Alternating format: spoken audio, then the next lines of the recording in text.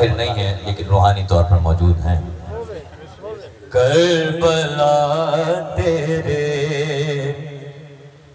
پرستار نہیں مر سکتے، کیوں موت سے شہ کے عزادار نہیں۔ سارے مل کے حیدری، موت سے شہ کے عزادار نہیں مر سکتے، کربلا تیرے۔ اب سنیے تو مصرع بطور خاص پیش کرتا ہوں۔ آج بھی روضہ غر سے یہ صدا آتی ہے، کیا جسم مر سکتے ہیں کردار نہیں۔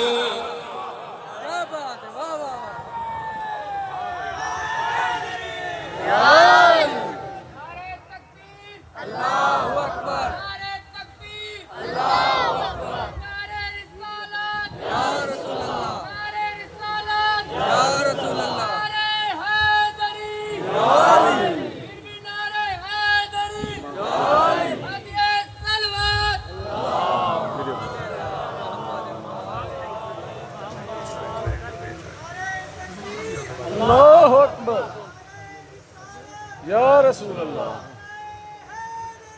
یا علی۔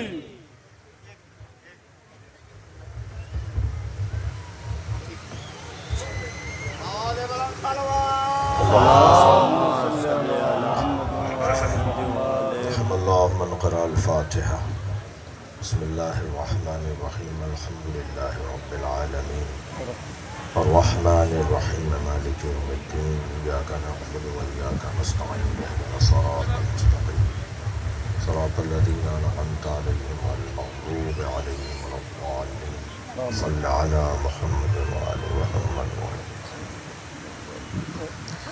أعوذ بالله من الشيطان الرجيم بسم الله الرحمن الرحيم الحمد لله الذي لا يبلغ مدحته القائلون ولا يحصي نعماءه العادون ولا يعدي حقه المجتهدون الذي ليس لصفته حد محدود ولا نعت موجود ولا وقت معدود ولا أجل ممدود فطر الخلائق بقدرته ونشر الرياح برحمته الصلاة والسلام على الرسول المسدد المصطفى الأمجد المحمود الأحمد سيدنا ومولانا ومولى الكونين جد الحسن والحسين معاني أبا القاسم محمد اللهم صل على محمد وآله الطيبين الطاهرين المعصومين الذين قال الله إنما يريد الله ليذهب عنكم الرجس أهل البيت ويطهركم تطهيرا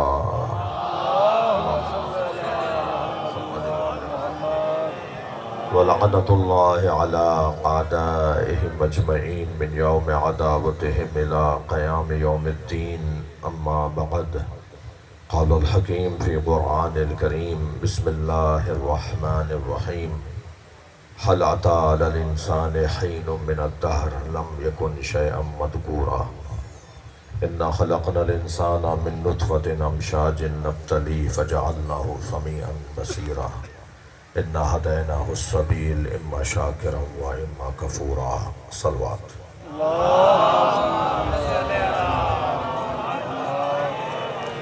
اس سے بلند صلوات دیا کریں گے۔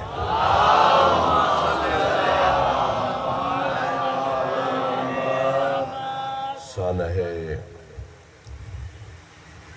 روز اربعین کے شہداء جو 2012 میں شہید ہوئے، اس خانوادے کے بزرگ جناب امداد حسین صاحب تشریف فرمائے۔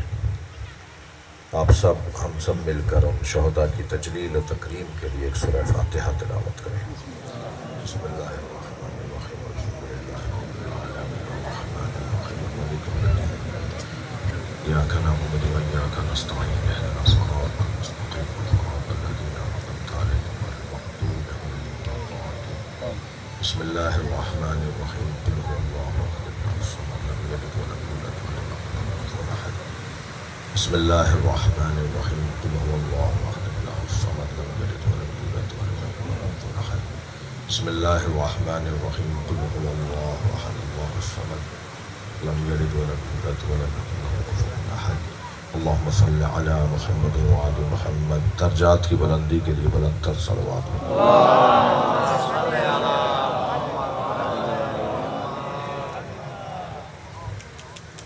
اس سے بہتر صلوات ہو سکتی ہے۔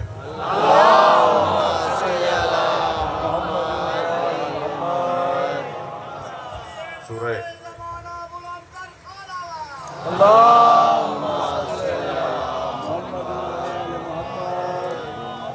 میرے محترم بھائی جناب علمدار حسین شاہ صاحب قبلہ، ان کی صحت و سلامتی کے لیے آپ سب کی دعاؤں کی قبولیت کے لیے بھی ایک بلند صلوات۔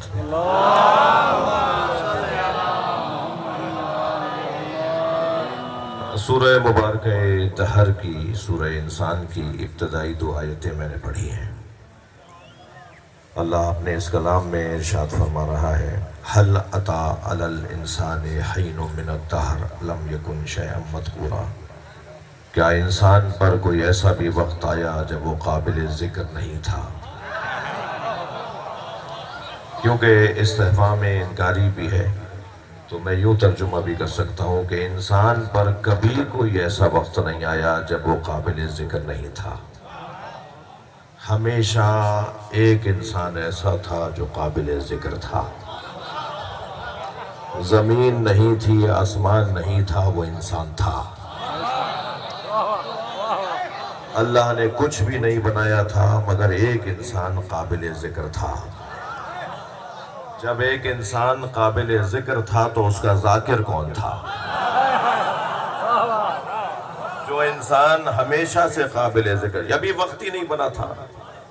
وقت تو بنے گا سورج بننے کے بعد۔ سورج کی گردش سے وقت بنتا ہے۔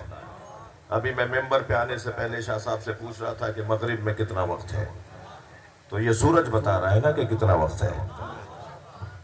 ایک انسان ایسا تھا کہ جو سورج بننے سے پہلے تھا، جو چاند بننے سے پہلے تھا، زمین بننے سے پہلے تھا، کچھ بھی نہیں تھا، وہ تھا۔ اور اس انسان کا ذاکر خود اللہ تھا۔ مجھے یہی ایک جملہ ہدیہ کرنے دیجئے کہ جس انسان کا ذاکر اللہ ہو اس کے ذکر کو مٹانے کی کوشش کیوں ہوتی ہے؟ ذکر تو رہے گا۔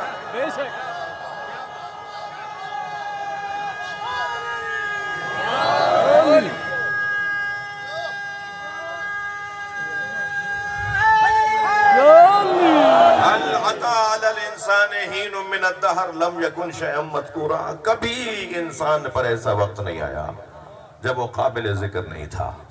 کوئی ایسا وقت ہی نہیں تھا جب وہ قابل ذکر نہ ہو۔ ایک ایسا انسان تھا جو ہمیشہ سے قابل ذکر تھا، جسے بنانے کے بعد اللہ نے اپنے آپ کو مبارکباد دی ہے۔ تبارک اللہ احسن الخالقین۔ عزیزو، میں پہلی دفعہ آپ کے خطے میں حاضر ہوا ہوں۔ شاہ صاحب فرما رہے تھے کہ آئندہ بھی حاضری دے، تو توفیق ہوگی تو ضرور حاضر ہو جاؤں گا۔ اللہ چاہتا یہ ہے کہ میں کریم ہوں تو تم بھی کریم بنو۔ اللہ چاہتا یہ ہے کہ میں ستار ہوں تو میرے ماننے والے بھی ستار بنے۔ تخلقوا باخلاق اللہ، اللہ کے اخلاقیات کو اپناؤ۔ اللہ کے اخلاقیات میں ایک خلق کرامت ہے، ایک علم ہے، ایک رزق ہے۔ کسی کو دے کر تو دکھاؤ۔ اللہ چاہتا یہ ہے کہ اس کے اخلاقیات کو اپنایا جائے، مگر ایک ایسی صفت ہے جسے وہ پسند نہیں کرتا کہ کوئی اور اسے اختیار کرے، اور وہ ہے تکبر۔ اللہ متکبروں کو پسند نہیں کرتا، اللہ مغروروں کو پسند نہیں کرتا، اللہ غرور کرنے والوں کو وہ پسند نہیں کرتا۔ الکبرو الکبریاء ردائی، کبریائی تکبر میرے کپڑے ہیں۔ جنہوں نے تکبر کیا انہوں نے میرے کپڑوں میں ہاتھ ڈالا۔ اللہ متکبروں کو بالکل پسند نہیں کرتا. تو میں سوچ رہا تھا کہ اللہ ہر صفت چاہتا ہے کہ اس کے بندے اپنائیں، مگر اللہ یہ کیوں نہیں چاہتا کہ لوگ متکبر ہو جائیں؟ تو مجھے تو ایک ہی بات سمجھ میں آئی کہ اللہ متکبر ہے ہی اس لیے کہ اس نے محمد اور علی کو بنایا. خالق اہل بیت کوئی اور ہے نہیں، اس لیے اس کے علاوہ کوئی متکبر نہیں ہے. صرف اور صرف ایک ذات ہے جو صاحب تکبر ہے. وہ انسان جو ہمیشہ سے قابل ذکر تھا، وہ انسان، اور وہ کون سا انسان ہے؟ اِنَّا خَلَقْنَا الْإِنسَانَ مِن نُطْفَةٍ أَمْشَاجٍ نَبْتَلِيهِ. ہم نے انسان کو خلق کیا ہے ایک کنکتے ہوئے ایک متحرک پانی سے، جو مختلف مرحلوں سے گزرنے کے بعد فَجَعَلْنَاهُ سَمِيعًا بَصِيرًا، ہم نے ہی اسے سننے والا بنایا. اور اللہ کہہ رہا ہے ہم نے ہی اسے دیکھنے والا بنایا. یعنی وہ انسان اور ہے کہ جو طہارت کے ساتھ بنا ہے، اور یہ انسان اور ہے جو نجاست کے ساتھ بنا ہے. جب صاحبان طہارت اور صاحبان نجاست برابر نہیں ہے تو امت اور علی برابر کیسے؟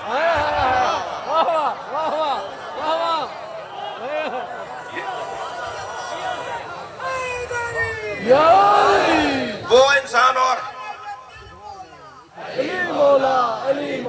وہ انسان اور انسان ہے کہ جو ہمیشہ سے قابل ذکر تھا، اور یہ انسان اور انسان ہے جو متحرک پانی سے بنا ہے، اور مختلف مرحلوں سے گزرنے کے بعد وہ پھر فَجَعَلْنَاهُ سَمِيعًا بَصِيرًا.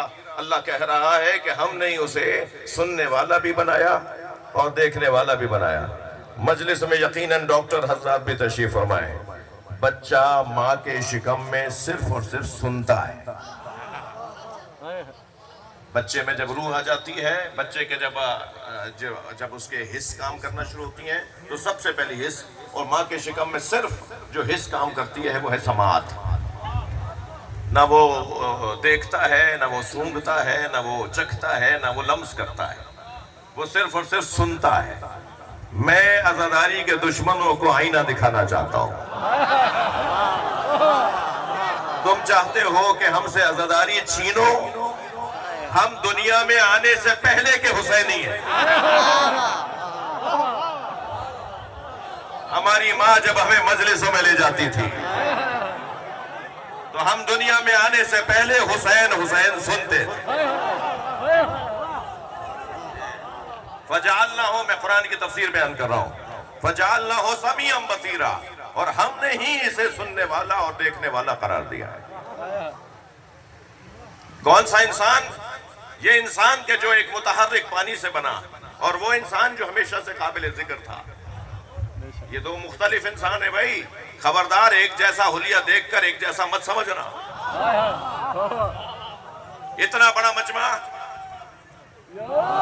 اتنا بڑا مجمع، یہاں کوئی نبی رسول امام تو نہیں بیٹھا نا؟ مجھے گردن لا کے بتائیے. یہاں کوئی نبی رسول امام اللہ کا ولی تو نہیں بیٹھا نا؟ خاص طور پہ نبی رسول تو نہیں بیٹھا. جو ایک جیسے ہیں وہ ایک جیسے نہیں ہیں. اللہ نے کسی کو بھی کسی جیسا نہیں بنایا بھائی. انسان کی 4 قسمیں ہیں، جلدی سے عرض کر رہا ہوں. سب سے پہلی قسم ہے انسان کی انسان نما.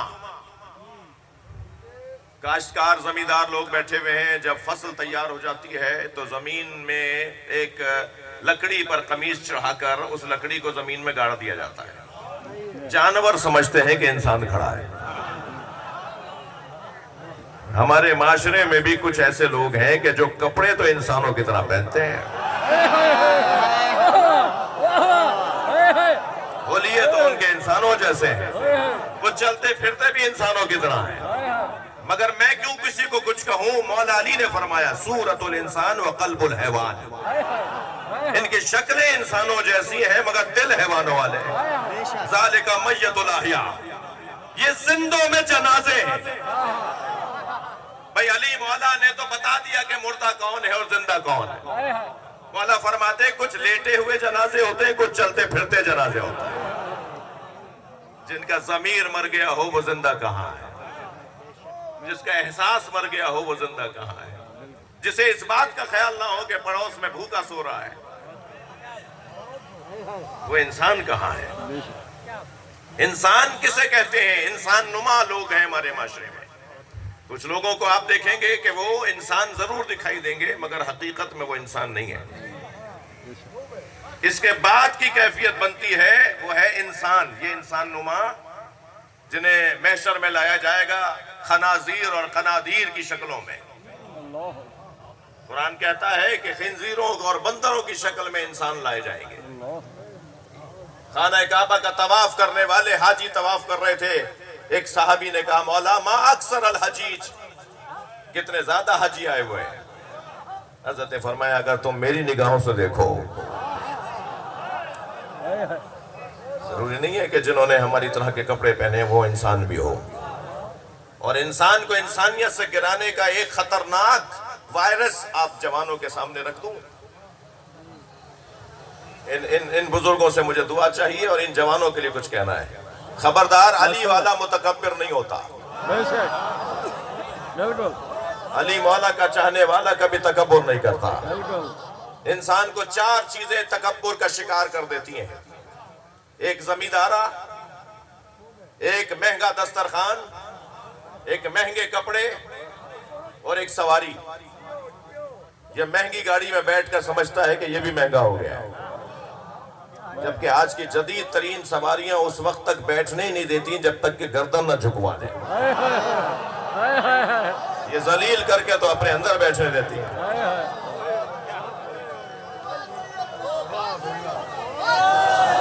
خبردار میرے بچوں جوانوں, تکبر جیسے وائرس اپنے قریب نہ آنے دینا. اور بعض لوگ زمینداری کی بنیاد پر متکبر ہو جاتے ہیں, اکڑ اکڑ کے چل رہے ہوتے ہیں, پیر مار مار کے چل رہے ہوتے ہیں, اور ایسا لگتا ہے جیسے یہ زور سے پیر ماریں گے تو زمین پھٹ جائے گی. گردن ایسے اکڑا کر چلتے ہیں جیسے پہاڑ سے اونچی ان کی گردن ہو جائے گی. مگر انہی کو اگر انہی کی زمین میں دبا دیا جائے تو دوسرے دن ہی کیڑے کھا جائیں گے.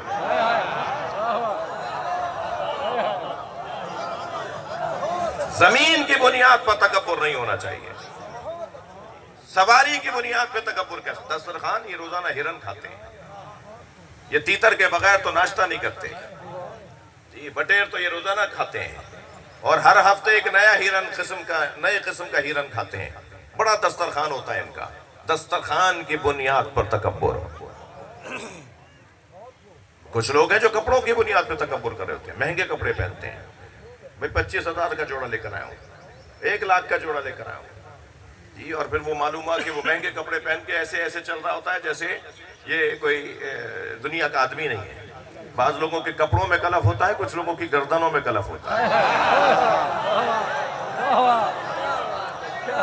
گردن کلف لوگ, اکڑے اکڑے چلنے والے لوگ. میرے مولا علی علیہ السلام فرماتے ہیں یہ میں اور آپ جو پہنے بیٹھے ہیں یہ لباس ہے نا, یہ لباس ہے نا, تھوڑا گردن ہلا دیجئے. یہ ہم سب لباس پہنے بیٹھے ہیں نا. لباس عربی زبان کا لفظ ہے, تھکے ہوئے تو نہیں ہے. لباس عربی زبان کا لفظ ہے. مولا علی فرماتے ہیں ما لبست علی نفسی ولا لبس علیہ. آج تک علی نے خود کو دھوکہ نہیں دیا اور کوئی پیدا نہیں ہوا جو علی کو دھوکہ دے سکتا. لباس کا مطلب ہے دھوکہ. لباس کا مطلب ہے دھوکہ. ہم اپنے بچے کو دنیا کا پہلا تحفہ دھوکہ دیتے ہیں. اب یہ دنیا میں آیا نہیں ہوتا تو اس کے لیے کپڑے سیے جاتے ہیں, اور پہلا تحفہ دنیا کا دھوکہ. بھائی زمین کی بنیاد پہ تکبر. آ جائیے اس مولا علی کے دروازے پر جو زمین کی بنیاد پہ تکبر کیوں کرے جب وہ خود بوتراب ہے. اللہ اکبر. آ جائیے مولا کے دروازے پر, وہ لباس کی بنیاد پہ تکبر کیوں کرے جس کے بچوں کے کپڑے جنت سے آتے ہیں. وہ علی تکبر کیوں کرے گا سواری کی بنیاد پر جو دوش نبی کا سوار ہو. اللہ اکبر. اور غذاؤں کی کیا بات کہیے, غذاؤں کی کیا بات کہیے. آسمان سے کھانے نہیں آتے, جنت والے ان کی روٹیاں لے جاتے ہیں. لہذا اگر کسی کو تکبر کا حق تھا تو علی, مگر اللہ نے میرے مولا کو اتنے کمالات دینے کے باوجود علی کو سیدہ کے برابر کر دیا. اور تکبر وہ کرے جس جیسا کوئی نہ ہو. کون تکبر کر سکتا ہے؟ صرف اللہ. کیوں کر سکتا ہے؟ لیسا کمثلہ شیء, اس لیے کہ اس جیسا کوئی نہیں ہے. تو اب مولا علی کے برابر جناب زہرا کی ذات کو قرار دے دیا. لولا علی لما کان لفاطمہ کف علی وجہ الارض، اگر علی نہ ہوتے تو فاطمہ کا کوئی شوہر نہ ہوتا. آدم فمن دون آدم، اور آدم کے علاوہ، یعنی اول سے لے کے آخر تک دنیا میں کائنات میں کوئی سیدہ کا شوہر نہ ہوتا اگر علی نہ ہوتے. میں تھوڑا سا آپ سے ایک سوال کا جواب چاہوں گا. مولا علی نہ ہوتے تو سیدہ کا کوئی شوہر نہ ہوتا، یہ سیدہ کی فضیلت ہے یا علی کی؟ یہ مولا علی کی فضیلت ہے. علی مولا نے دو جگہ فخر کیا ہے، ایک اس بات پر کہ میں اللہ کا بندہ ہوں، اور ایک اس بات کے کہ فاطمہ کا شوہر ہوں. دو جگہ مولا علی نے فخر کیا ہے. کفا بھی فخر ان اکون لک عبدا، یا اللہ مجھ علی کا سب سے بڑا فخر یہ ہے کہ میں تیرا بندہ ہوں. اور میں جب شام سے خط آیا تھا نا، اشارے تو آپ ماشاءاللہ مجلسی لوگ بیٹھے ہوئے ہیں، ایک شام سے خط آیا تھا وہ نثر میں، مولا علی نے نظم میں جواب دیا تھا. خط میں لکھا گیا تھا کہ میں بھی بڑے باپ کی اولاد، آپ بھی بڑے باپ کی اولاد، میرا دادا بھی ایسا اور آپ کا دادا بھی ایسا، اور میں بھی بڑا اور آپ بھی، آپ کو حکومت کی کیا ضرورت ہے، میرے حوالے کر دیجئے. تو مولا نے پھر نظم میں جواب دیا تھا. وہ آیت اللہ فضل و کمپانی نے تو وہ مولا کا پورا کلام علی مظہر کبریا نامی کتاب میں، کتاب کا نام ہی کتنا خوبصورت، علی مظہر کبریا. اس کتاب میں آیت اللہ فضل و کمپانی نے وہ مولا کا پورا جواب لکھا ہے. میں دو شعر اس وقت مجھے آپ کو ہدیہ کرنے کا دل کر رہا ہے. فرماتے ہیں سبقتکم الی الاسلام ترا، تم میں سے کسی کا پتہ نہیں تھا اور میں اسلام کا محافظ تھا. مقرن بالنبوۃ بطن امی، میں نے ماں کے شکم میں نبی کا کلمہ پڑھا ہے. اس کے بعد والے شعر بڑے حسین شعر، اس کے اندر ایک جگہ فرماتے ہیں بنت محمد سکنا و عرسا، بنت محمد میری راحت جان ہے. فمن منکم سہم کا سہمی، تم میں سے کون ہے جو میرے برابر آ کے پرواز کرے. آپ کی توجہات ہے تو مجھے ایک شعر اور سنا دیتا ہوں. ماشاءاللہ. فرماتے ہیں وَسِبْتَ احمد وَلَدَايَ مِنْهَا مَسُوتٌ لَحْمُهَا بِلَحْمِ وَدَمِ، میں نبی کے دو بیٹوں کا باپ ہوں.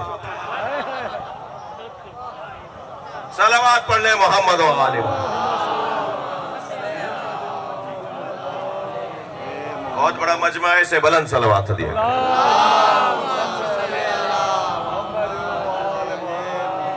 اور بلند اور بہتر صلوات.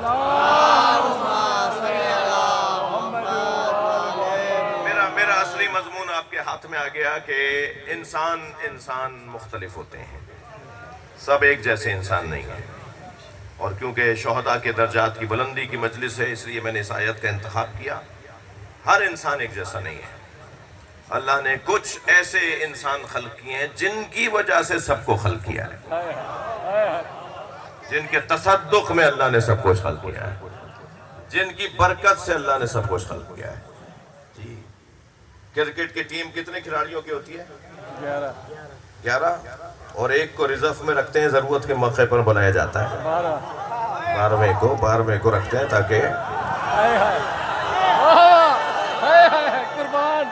قربان سید تیرے ذات ہوں.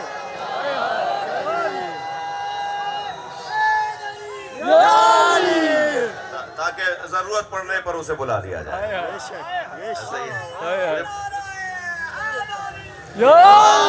تو مجھے بتائیے یہ 12 یا میدان میں اترنے والے 11 اور ملا کر 12، ان کی وجہ سے ایک پوری وزارت ہوتی ہے یا نہیں؟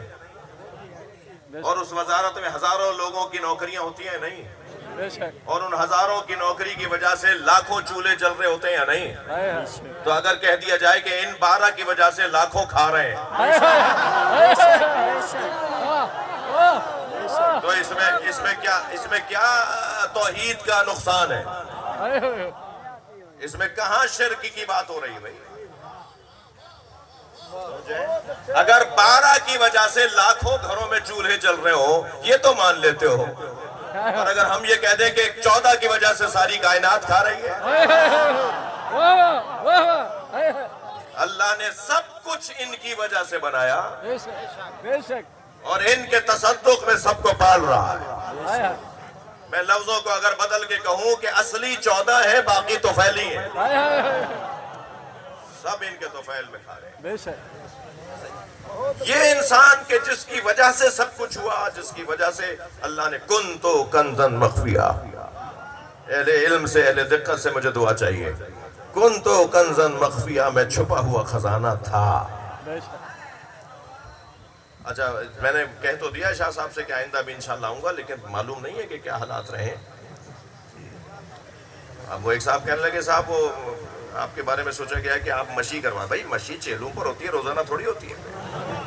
صلوات پڑھ لے ذرا محمد.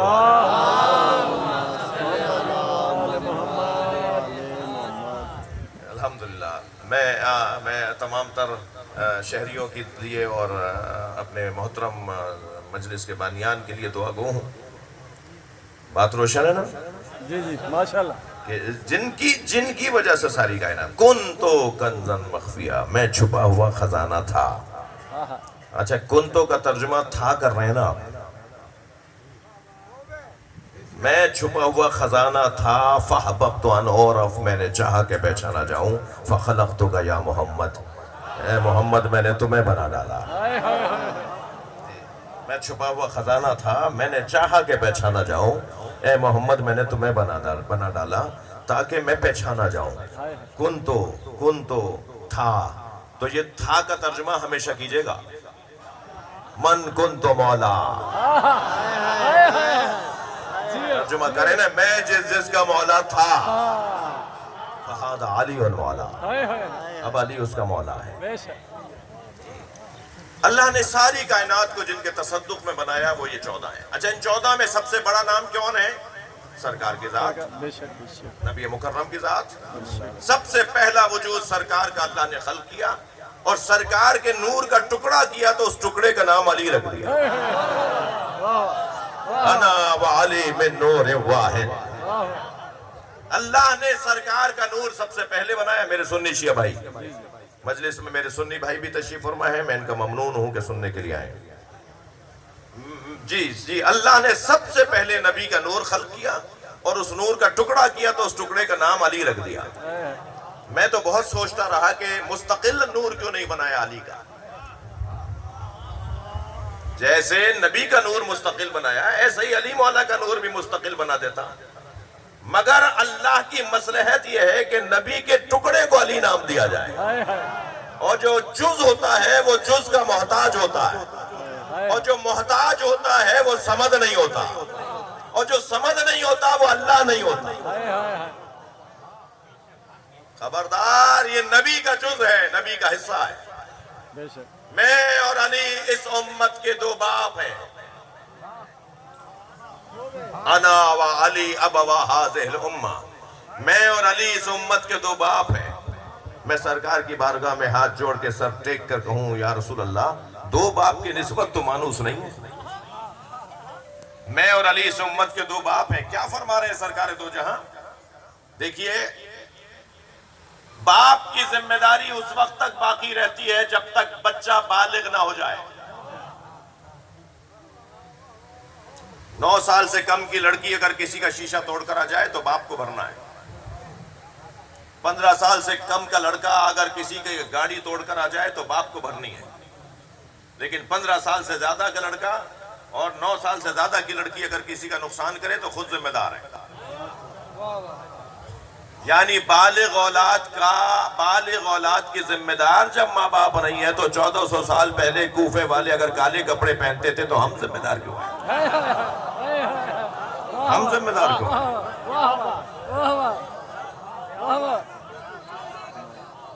ہیں؟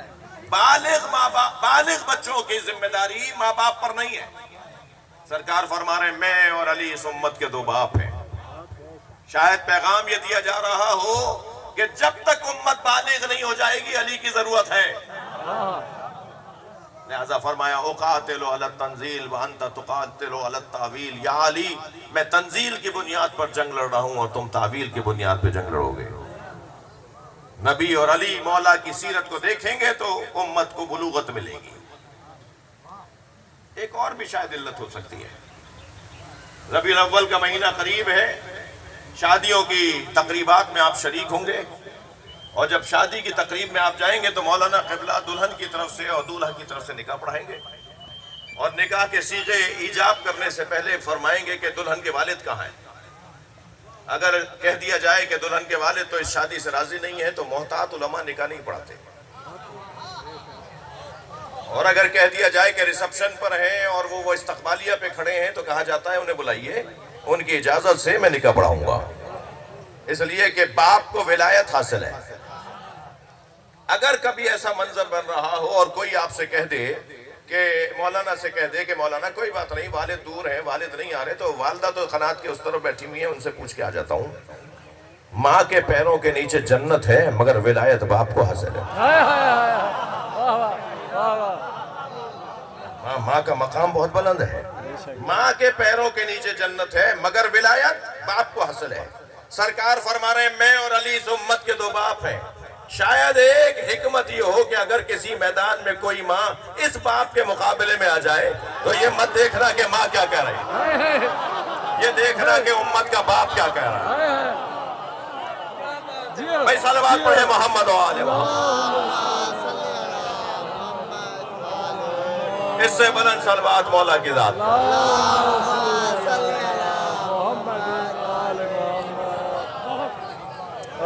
दो तरह के इंसान, एक वो इंसान जिसके तुफैल में सब कुछ बना, और एक वो इंसान के जो मोहताज हिदायत है।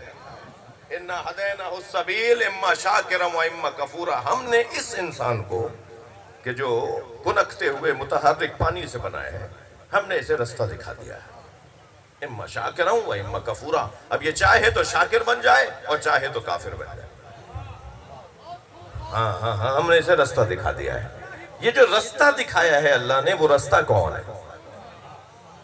वो रास्ता क्या है कि जो अल्लाह ने दिखाया है? वो रास्ता है कौन? वो रास्ता कहाँ है?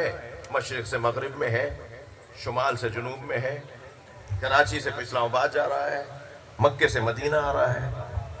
अच्छा, फिर एक रास्ता जिसको सबील कहकर अल्लाह ने याद किया है, वो भी रास्ते का उन्वान रखता है। और एक मर्तबा इस रास्ते के लिए अल्लाह ने सिरात का लफ्ज इस्तेमाल किया है, इहदिनस सिरातल मुस्तकीम। या अल्लाह हमें सीधे रास्ते पर कायम रख। तो सबील भी रास्ता और सिरात भी रास्ता।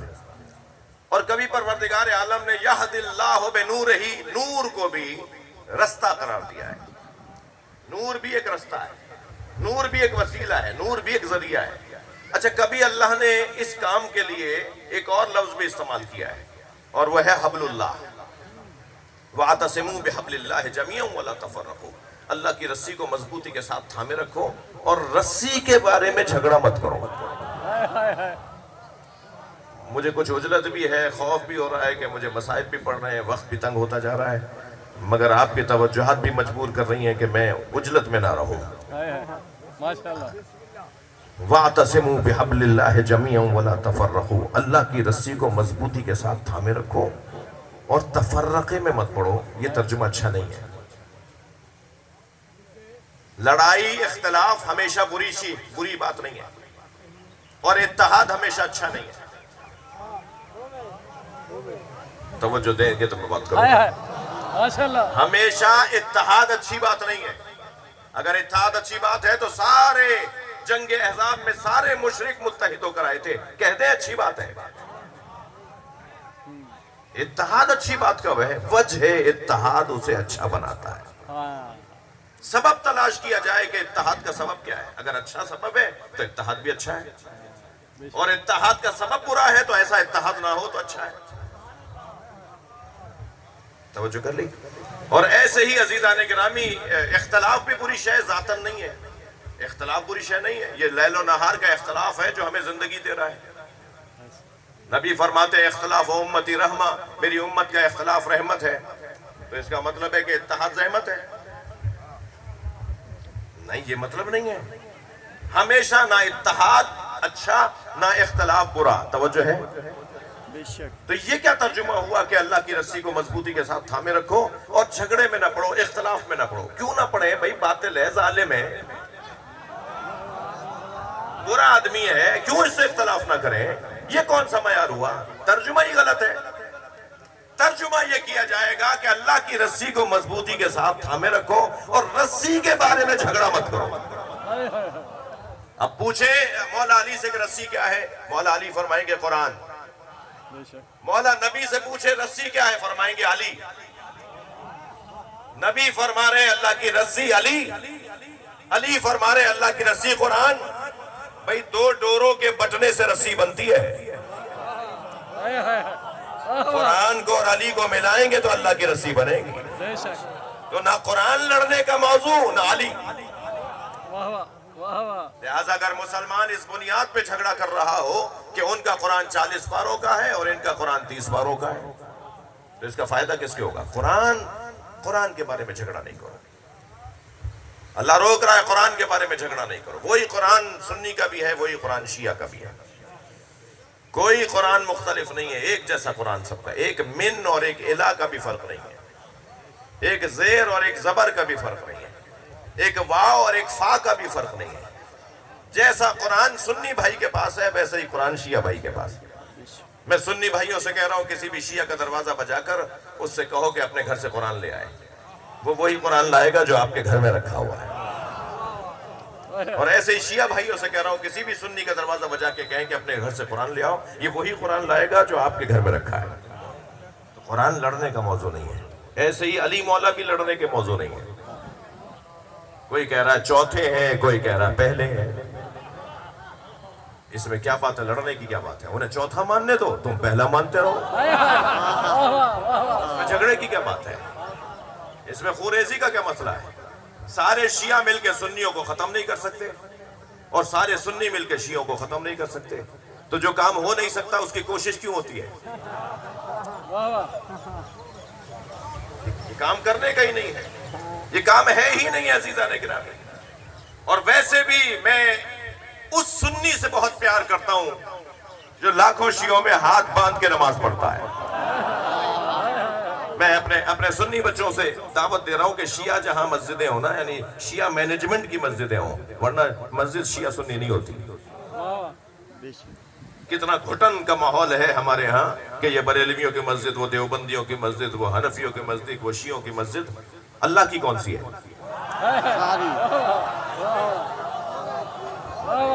اچھا حال آپ کا بھی رضی اللہ تعالیٰ عنہ نہیں ہے جی، وہ بھٹیوں کا امام بارگاہ، وہ چغتائیوں کا امام بارگاہ، وہ سیدوں کا امام بارگاہ، وہ کاظمیوں کا امام بارگاہ، وہ بخاریوں کا امام بارگاہ، امام حسین کا کون سا ہے؟ امام بارگاہ میں امام حسین نہیں مل رہے، مسجد میں اللہ نہیں مل رہا۔ فصیل پر فصیل، دیواروں پر دیواریں، جھگڑوں پر جھگڑے، بھئی کب ختم ہوں گے یہ مسئلے؟ مجھے وہ سنی بہت اچھا لگتا ہے جو لاکھوں شیعوں میں ہاتھ باندھ کے نماز پڑھتا ہے۔ کربلا میں، نجف میں، مشہد میں جگہ جگہ ہاتھ باندھے ہوئے لوگ نظر آ رہے ہوتے ہیں، بہت اچھا لگتا ہے مجھے۔ وہ ہاتھ باندھ کر بتاتا ہے شیعوں سے ڈرنا نہیں ہے، مارتے نہیں ہیں۔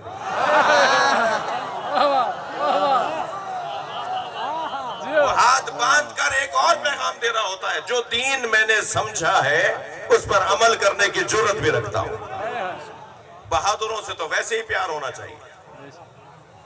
بھئی مجھے وہ سنی بہت اچھا لگتا ہے جو لاکھوں شیعوں میں ہاتھ باندھ کے نماز پڑھتا ہے، مگر مجھے اتنا ہی وہ شیعہ برا لگتا ہے جو 4 سنیوں میں ہاتھ باندھ لیتا ہے۔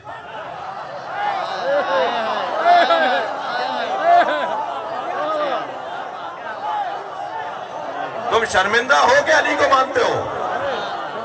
سینہ ٹھوک کے کہو علی کو مانتا ہوں۔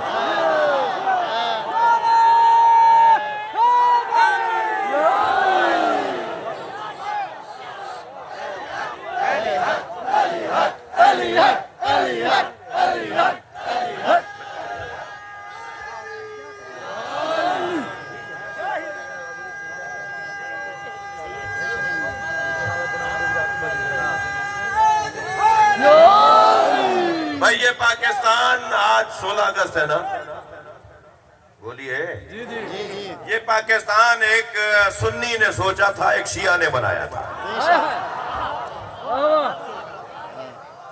علامہ اقبال سنی، قائد اعظم شیعہ، تو یہ سب نے بنایا ہے نا، یہ سب کا ہے نا، یہ سنی شیعہ سب کا ہے۔ حتیٰ مجھے میرے ہندو بھائی معاف کریں، مجھے عیسائی بھائی معاف کریں، انہوں نے بھی اپنا حصہ ڈالا ہے. اور میں اور آپ جس فرش پر بیٹھے ہیں، یہاں بیٹھنے والے کا ذوق ہی کچھ اور ہوتا ہے. ہم جس گھڑے سے پانی پیتے ہیں اس کا ذائقہ ہی کچھ اور ہے، ہمارا مشرب ہی کچھ اور ہے، ہم جس دید سے چیزوں کو دیکھتے ہیں وہ اینک ہی کوئی اور ہے. یہاں آنے والے کی اینک تبدیل کروائی جاتی ہے. سرخ شیشوں کی اینک لگا کے دیکھیں تو شلجم بھی چقندر نظر آتا ہے. اگر کربلائی آنکھوں سے دیکھیں تو کوئی فرق ہی نظر نہیں آتا. وہاں ذوہر قین بھی ہیں، وہاں عبداللہ ابن وہب کلبی بھی ہیں، وہاں عثمانی العقیدہ بھی ہیں، وہاں مسیحی خاندان کے ایک پس منظر رکھنے والے مجاہد بھی ہیں. وسعت قلب، سعہ صدر، برداشت، تحمل مزاجی، حوصلہ مندی، دوسروں کو گلے لگانا، سب سے پیار کرنا. علی والوں سے بات کر رہا ہوں نا. مولا علی علیہ السلام فرماتے ہیں لو سنیت لی الوسادہ، اگر میرے لیے مسند قضاوت کو بچھا دیا جائے لفتحت اہل تورات بتوراتہم، میں تورات والوں کے فیصلے تورات کے مطابق کروں گا. سبحان اللہ، آپ کی توجہات کا ممنون ہو. میں انجیل والوں کے فیصلے انجیل کے مطابق کروں گا، میں زبور والوں کے فیصلے زبور کے مطابق کروں گا، میں قرآن والوں کے فیصلے قرآن کے مطابق کروں گا. اور تورات، زبور، انجیل، قرآن پکار کے کہیں گے جو فیصلہ علی کا ہے وہی میرا ہے. یہ جو میں نے قول مولا کا سنایا ہے، یہ جہاں وسعت علم علی کا پتہ بتاتا ہے وہاں وسعت قلب علی کا بھی پتہ بتاتا ہے. مولا علی کا علم کتنا وسیع تھا اس قول سے ثابت ہے. مولا علی کا دل کتنا بڑا تھا وہ بھی اسی قول سے ثابت ہے. ورنہ فرما دیتے کہ میں انجیل والوں کا فیصلہ نہیں کروں گا، مسلمان ہو جائے تو فیصلہ کروں گا. میں تورات والے یعنی یہودیوں کے فیصلے نہیں کروں گا، یہ مسلمان ہو جائیں گے تو فیصلہ کروں گا. علی پیغام دے رہے ہیں. معاشرے میں ہندو رہتا ہے، معاشرے میں عیسائی رہتا ہے، معاشرے میں یہودی رہتا ہے، اور لوگ بھی رہتے ہیں. تمہیں احساس ہونا چاہیے معاشرے میں اور لوگ بھی زندگی گزارتے ہیں، لہذا سب کے حقوق کا خیال رکھو. میرے دروازے پر تو کوئی غیر مسلم آئے گا تو علی اسے جانے نہیں دے گا. یعنی میرے مولا علی کے دروازے پر اگر کوئی غیر مسلم آئے، سنی تو ویسے ہی میری جان ہے، سنی ہماری جان ہے. میں تو بات کر رہا ہوں غیر مسلموں کی. حتیٰ اگر غیر مسلم بھی مولا علی کے چاہنے والے کے دروازے پر آئے یا مولا علی کا چاہنے والا کسی غیر مسلم سے بھی سامنا کرے اور اسے ملاقات کرے تو اسے تنگ نظر ہو کے بات نہ کرے. مالک میں تمہیں جہاں بھیج رہا ہوں وہاں تمہارے دو طرح کے بھائی ہیں، اما اخ لک فی الدین اور نذیر لک فی الخلق. مالک جہاں میں تمہیں گورنر بنا کر بھیج رہا ہوں وہاں تمہارے دو طرح کے بھائی ہیں. ایک تمہارے دین میں تمہارا بھائی ہے اور ایک انسان ہونے میں تمہارا بھائی ہے. برداشت بڑھائیے میرے بچوں جوانوں. میں سنی بھائیوں سے اور سنی بچوں سے ہاتھ جوڑ کے کہوں گا کہ شیعوں کی مسجد میں آ کے نماز پڑھا کرو، ویسے ہی پڑھو جیسے تمہیں سکھائی ہے، ویسے ہی پڑھو جیسے تمہارا دین تمہیں کہتا ہے. اس لیے کہ یہ شیعوں کی مسجد نہیں ہے.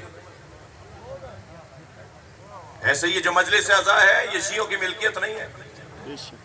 شیعہ امام حسین کے ذکر کے مالک نہیں ہیں، نوکر ہیں، اور نوکروں کو اپنی اوقات میں رہنا چاہیے. مالک کے مہمانوں کا خیال کرنا چاہیے. سب کو گلے لگائیں، سب کے لیے دروازہ کھولیں. یہ کون سا ہنر ہے کہ خود نیاز پکائی اور خود کھا لی؟ انہیں کھلائیے جو نیاز نہیں کھاتے، واپس کریں تو دوبارہ کھلائیے، لوٹا دیں تو تیسری دفعہ پھر کھلائیے. میں ممبر حسین پر بیٹھ کے قسم کھا کے کہتا ہوں چوتھی دفعہ ان کی طرف سے نیاز آئے گی. اخلاق سے بہتر تو تبلیغ ہی نہیں ہے. یہ دروازہ کوئی اور دروازہ ہے. اس دروازے پر آنے والے کو سکون ملتا ہے، اطمینان ملتا ہے. عزیزان گرامی، تنگ نظریوں سے باہر آنے کی ضرورت ہے. کہیں کہیں میری مجبوری ہوتی ہے، جیسے میرے مفتی صاحب کی مجبوری ہوتی ہے، جیسے میرے قاری صاحب کی مجبوری ہوتی ہے کہ وہ اپنے مدرسے میں بیٹھ کر اپنے عقیدے کی تشریح کریں. مجھے کس نے حق دیا ہے کہ میں ان کے خلاف شکایت کروں؟ ان کا عقیدہ ہے، وہ اپنے طالب علموں میں بھی بیان نہیں کریں گے کیا؟ وہ اپنے لوگوں میں بھی بیان نہیں کریں گے کیا؟ ایسے ہی کہیں کہیں مجھے میری بھی ضرورت ہے کہ میں اپنے عقیدے کو اپنے لوگوں میں تو بیان کروں. اور یہ سوشل میڈیا کا زمانہ، یہ ہر آدمی کے ہاتھ میں مخبر بیٹھا ہوا ہے،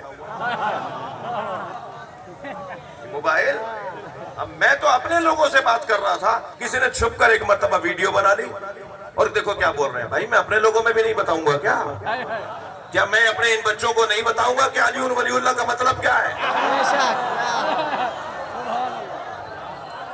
یہ تو میرا حق ہے نا. ایسے ہی آپ کا بھی حق ہے کہ آپ اپنے مدرسے میں، اپنے جامعہ میں، اپنی جامع مسجد میں اپنا عقیدہ بیان کریں. کس طرف لے جایا جا رہا ہے کہ پاکستان کے ماحول کو؟ برداشت کرو، تم ہمیں کرو ہم تمہیں کریں، تم ہمیں کرو ہم تمہیں کریں. لہذا پیار سے، محبت سے، گفتگو سے. کربلا کے پیغامات ان گنت ہیں، امام حسین کی قربانی کے پیغامات ان گنت ہیں. ان ان گنت پیغامات میں ایک پیغام ہے گفتگو. جب شمر ابن ذی الجوشن حضرت عباس کے لیے امان نامہ لے کر آیا تو مولا عباس اس کو جواب نہیں دے رہے تھے. مولا حسین نے فرمایا اگرچہ فاسق ہے مگر بول رہا ہے، جواب دو. جاؤ عباس جا کے جواب دو. اور پھر مولا عباس نے اسے پوچھا کیا ہے یہ، کیا کہنا چاہتے ہو؟ کہا تمہارے لیے میں امان نامہ لے کے آؤں، تمہیں نہیں مارا جائے گا. مولا عباس نے فرمایا اس امان نامے میں میرے مولا حسین کا نام ہے. کہنے لگا نہیں، حسین کو تو ہمیں مارنا ہے. تو پھر حضرت عباس نے فرمایا تھا کہ اس امان نامے پہ بھی لانا تو تجھ پہ بھی لانا. جس امان نامے میں حسین کا نام نہ ہو، ایسی امان مجھے کیا کرنا، اس ایسی امان کا مجھے کیا لینا کہ جس میں امام حسین کا ذکر نہ ہو، میرے مولا کا ذکر نہ ہو. یہ ایک پیغام ہے. جہاں یہ مصائب کا باب ہے اور آپ کی آنکھوں میں آنسو آ گئے، وہاں یہ ایک کربلا کا پیغام ہے. گفتگو کرو، بات کرو، دلیل سے بات کرو، سامنے بات کرو، مل کر بات کرو. ہو سکتا ہے میرے اندر کوئی خامی، کوئی کوتاہی ہو، میں اسے ٹھیک کر لوں گا. توجہ تو دلاؤ. ایسے ممکن ہے میں آپ سے کہوں کہ آپ یہ چیز صحیح نہیں کر رہے، مگر محض آرائی کا ماحول. اور میں آفرین اور مرحبا کہوں گا ہمارے ملک کی یہ جو CSS کیے ہوئے افسران ہیں، یہ جو مختلف مراحل سے گزر کے ترقی کرتے ہوئے پہنچنے والے افسران ہیں، یہ سب سمجھدار ہیں. یہ حقیقت کو جانتے ہیں کہ مسئلہ ہے کیا. برداشت کو پیدا کریں، تحمل مزاجی کو پیدا کریں. انسان کی حقیقت، انسان کی حیثیت، انسان کا قد فٹوں سے نہیں ناپا جاتا. انسان کو انچی ٹیپوں سے نہیں ناپا جاتا کہ کون کتنا بڑا ہے اور کون کتنا قداور ہے. انسان کو اس کے کردار سے ناپا جاتا ہے، اس کی برداشت سے ناپا جاتا ہے. یخبرکم حلمہم عن علمہم، اہل بیت کا حلم ان کے علم کا پتہ بتائے گا. یہ مولا علی کے جملے ہیں نہج البلاغہ میں. جھگڑا مت کرو کہ وہ اہل بیت ہیں اور وہ اہل بیت نہیں ہیں. نہیں، صفات سے پتہ چلے گا اہل بیت کون ہے. یہ مولا علی علیہ السلام فرما رہے ہیں اہل بیت کا حلم ان کے علم کا پتہ بتائے گا. انسان کا جو قد ہے نا، وہ انسان کے کردار سے پتہ چلتا ہے. لے آئیے پاکستان کو 1400 سال، معاف کیجئے گا 14 اگست 1947 والے پاکستان میں، جب قائد اعظم کے ساتھ سنی بھی تھا، دیوبندی بھی تھا، بریلوی بھی تھا، شیعہ بھی تھا. لے آئیے پاکستان کو اسی ماحول میں کہ جب سب کا ایک ہی نعرہ تھا، لے کے رہیں گے پاکستان، بٹ کے رہے گا ہندوستان. پاکستان کا مطلب کیا؟ لا الہ الا اللہ. اس نعرے کی طرف پلٹ کر آ جائیے. آج عالم اسلام ہماری طرف دیکھ رہا ہے اور ہم اپنی مشغلوں سے فرصت پائیں تو ہم عالم اسلام کی مدد کریں. اور ان مجلسوں کا ایک اثر بتا دوں، اس گریے کا، اس ماتم کا، اس عزاداری کا ایک اثر یہ ہے کہ یا حسین بولنے والوں نے اسرائیل کا بھوت اتار دیا. یہ نتیجہ ذکر امام حسین کا ہے، یہ ان مجلسوں کا نتیجہ ہے، یہ اس ذکر اہل بیت کا نتیجہ ہے کہ جو دماغ پر سوار تھا نا کہ ہم سے بڑا کوئی نہیں ہے، انہیں ان کی حقیقت بتا دی، انہیں ان کا آئینہ دکھا دیا. بہت خوب. لہذا اسے طاقت سمجھیں. میں نے پھر کہا کہ یہ ملکیت نہیں ہے در حسین پہ ملتے ہیں ہر مزاج کے لوگ. یہ شیعوں کی ملکیت نہیں ہے. آپ نے دروازے پہ کوئی تختی تو نہیں لگائی کہ سنی نہیں آئے گا. مجلس تو سب کی ہے. اور پھر شاعر کہتا ہے در حسین پہ ملتے ہیں ہر مزاج کے لوگ. یہ دوستی کا وسیلہ ہے دشمنی کا نہیں. یہ جوڑنے کی جگہ ہے, یہ ملانے کی جگہ ہے. تھک تو نہیں رہے میری باتوں سے؟ پھر میں دوبارہ کہہ رہا ہوں شیعہ بچوں اور جوانوں سے کہ خبردار اپنے آپ کو مالک مت سمجھنا اس ذکر کے. مجھے عباس زیدی صاحب کے پھر 2 مصرے یاد آ گئے. وہ کہتے ہیں یہ کس نے کہہ دیا کہ ہماری ہے کربلا. بھئی شعر کو شعر کی طرح سنیے. یہ کس نے کہہ دیا کہ ہماری ہے کربلا. حق بات تم کہو تو تمہاری ہے کربلا.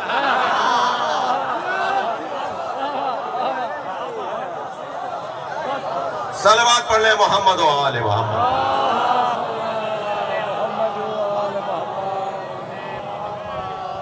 کربلا ایک خوشبو کا نام ہے. جس کا بھی شامہ سالم ہوگا وہ کربلا تک پہنچے گا. کربلا ایک خوشبو کا نام ہے. کربلا ایک پھول کا نام ہے. جس کا بھی شامہ سالم ہوگا نا, سونگھنے کی صلاحیت, وہ کربلا تک ضرور پہنچے گا. پھر کہہ رہا ہوں میں اپنے بچوں سے کہ کسی سنی سے نفرت نہیں کرو, کسی ہندو سے نفرت نہیں کرو, کسی عیسائی سے نفرت نہیں کرو.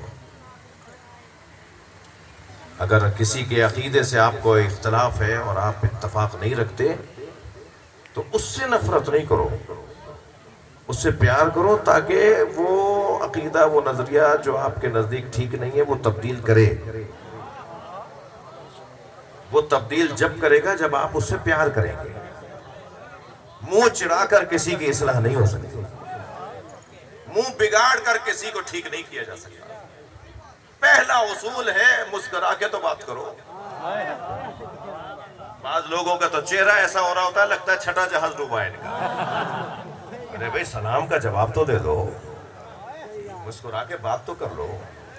ایسا رستہ تو چھوڑو جس میں میں آپ سے اور آپ مجھ سے بات کر پائیں.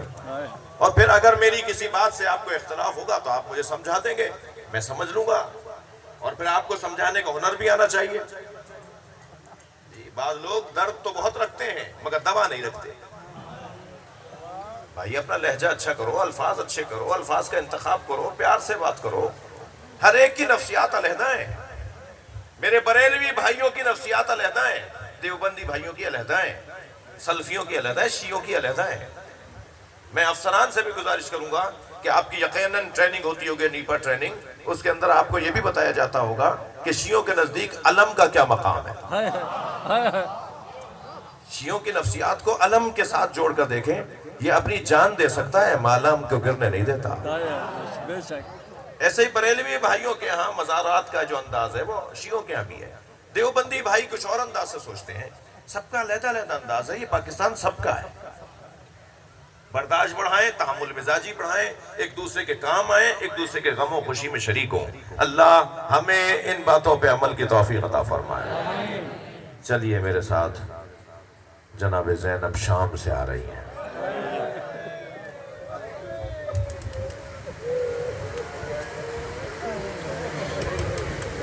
علی کی بیٹی کس کس موڑ پر نہیں کہی گئی کہ یہ باغی کی بہن ہے. اللہ آپ کو کسی غم میں نہ رلائے. اللہ ان آوازوں پر رحمت نازل فرمائے.